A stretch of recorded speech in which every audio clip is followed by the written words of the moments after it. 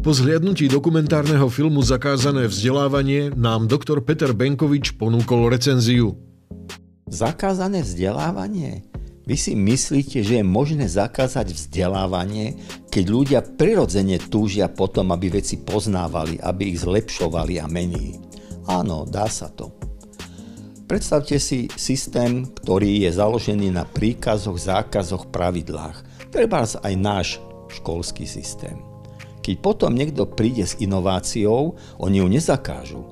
Len povedia, toto nesplňa tieto požiadavky, toto nesmiete takto, toto by ste mali inakšie.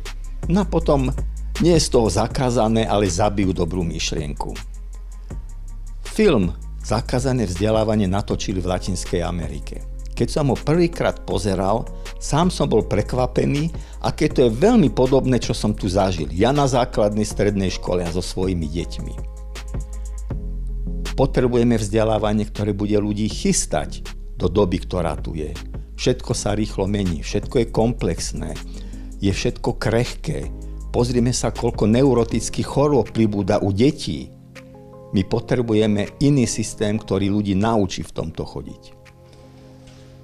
Verím, že sa nájde dostatok odvážnych, proaktívnych ľudí z pedagogickej oblasti a príbuzných, ktorí si zoberú z tohto ponaučenie a urobia a pomôžu našim deťom a mládeži do budúcna.